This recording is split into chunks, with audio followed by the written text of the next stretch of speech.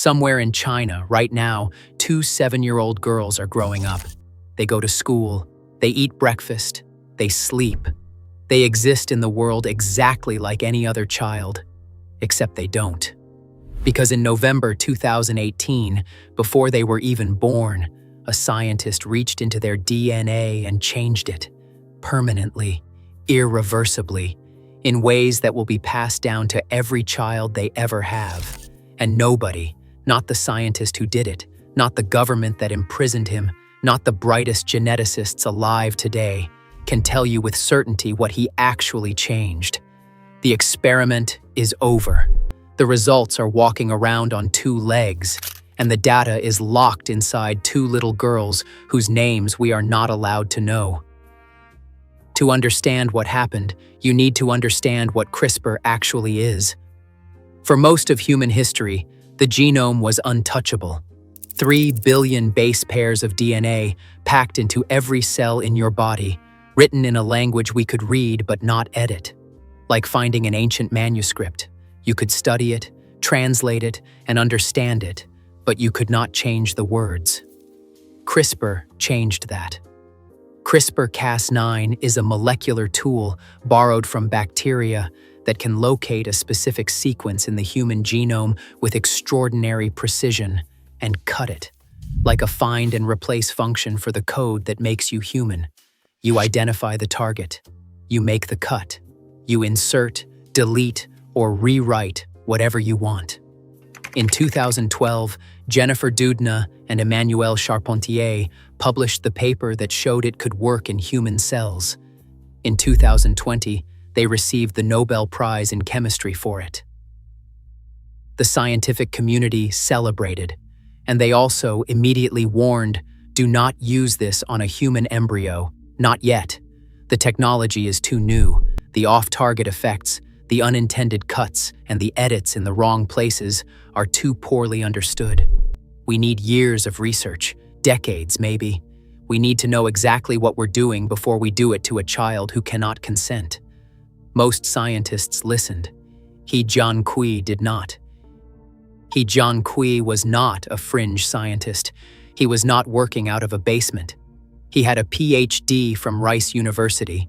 He ran a legitimate genomics lab at the Southern University of Science and Technology in Shenzhen. He had published peer-reviewed research. He had been to the right conferences, met the right people, trained under respected academics.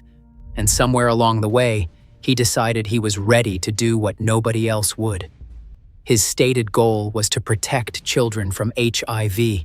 Specifically, he wanted to disable a gene called CCR5, a gene that produces a protein on the surface of immune cells that the HIV virus uses as a doorway to enter and replicate.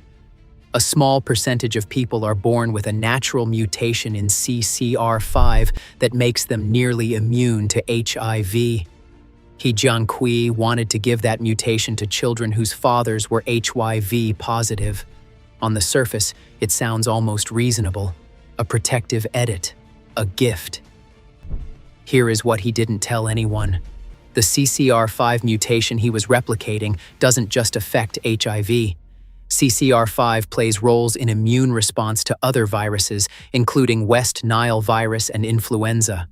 People with the natural CCR5 deletion have shown higher susceptibility to certain infections. The gene does more than one thing. Most genes do. That's the problem. He also didn't tell anyone that his editing tool didn't produce the same mutation that occurs naturally in humans. The sequences he created were novel, unique, never seen before in any human genome, which means there was no data, no population study, no longitudinal research, no anything that could tell him what those specific sequences would do over a lifetime. He recruited couples through an AIDS advocacy group. He told them the trial had been approved. It had not been properly approved. He told them the risks were minimal. He did not know that. He implanted edited embryos into the mothers. And on November 25, 2018, twin girls, referred to in documents only as Lulu and Nana, were born. A third child, from a different pregnancy in the same trial, was born in 2019. 3 children, edited genomes, no long-term data, no follow-up protocol, no safety net. He Jiankui announced what he had done at the Second International Summit on Human Genome Editing in Hong Kong. He walked onto a stage, smiled for photographs, and told the world. The reaction was not what he expected. Within 24 hours, over 100 Chinese scientists signed an open letter calling the experiment crazy and a huge blow to the global reputation of Chinese science. The director of the National Institutes of Health called it profoundly disturbing. Jennifer Doudna, whose own work had made CRISPR possible, said she was horrified. He Jiankui was arrested. In December 2019, a Chinese court sentenced him to 3 years in prison and fined him 3 million yuan. He was released in April 2022. He now lives in Beijing. He has reportedly returned to scientific research. But here is the part that nobody talks about enough. His imprisonment answered a legal question. It did not answer a scientific one, because the children are still out there, still growing, still carrying whatever he put inside them, and the scientific community has no access to them, no ability to monitor them, no way to know what is happening inside their cells as they age. The off-target problem is what keeps geneticists awake. CRISPR is precise, but not perfect.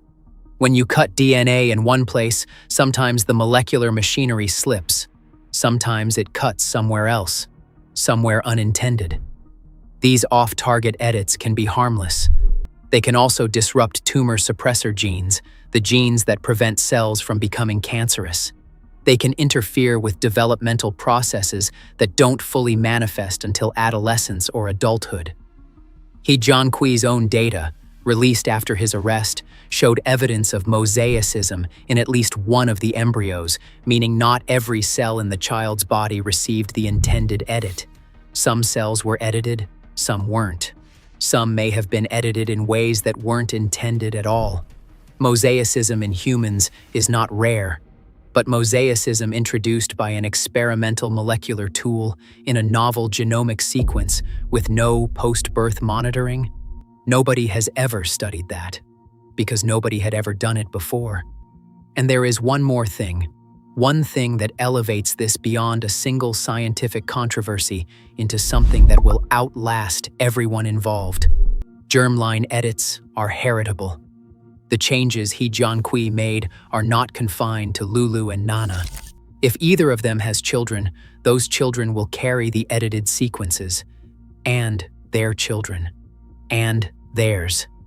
Whatever He Jiankui introduced into the human genome in November 2018 is now, potentially, in the human gene pool forever.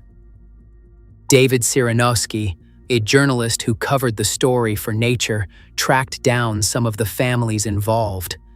What he found was not a picture of informed consent and scientific rigor. The families had been told they were participating in an AIDS vaccine trial. Some of them did not fully understand that their children's DNA would be permanently altered. Some of them didn't fully understand what DNA was. One of the fathers, HIV positive and desperate to give his children a life free of stigma, said he trusted the doctor. He said He Jiankui seemed kind. He said nobody had ever offered him anything like this before. He Jiankui had told him this was safe. He Jiankui did not know it was safe. Robin Lovell Badge, a geneticist at the Francis Crick Institute who was present at the Hong Kong summit, described the moment He Jiankui finished speaking. The room went silent, and then came the questions. And with every answer, it became clearer that the experiment had not been designed to protect children from HIV. It had been designed to make He Jiankui famous. The children were not the point. The children were the method. Somewhere in China, they are 7 years old. They have no idea what was done to them before they were born.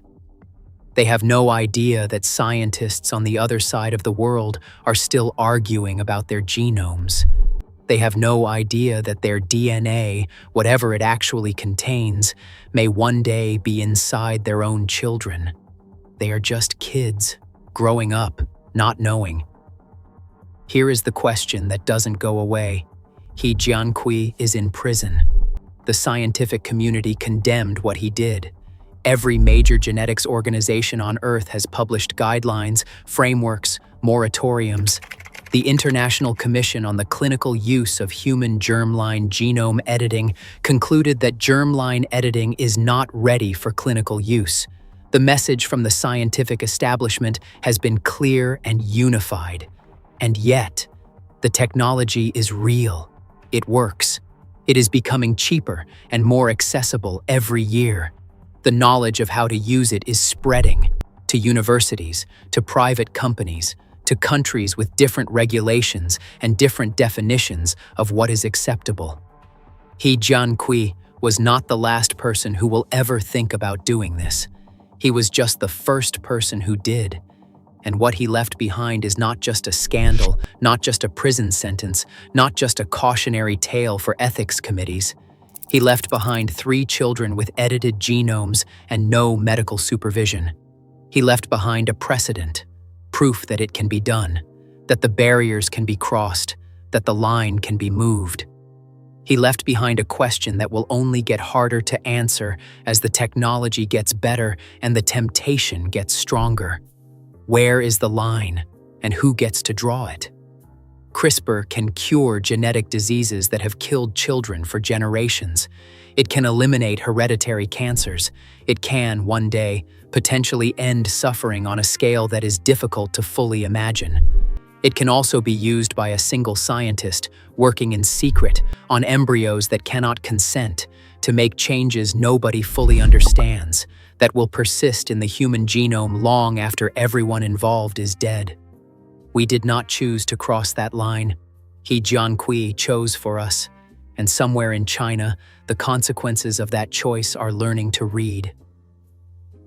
Thanks for watching. I will see you in the next one.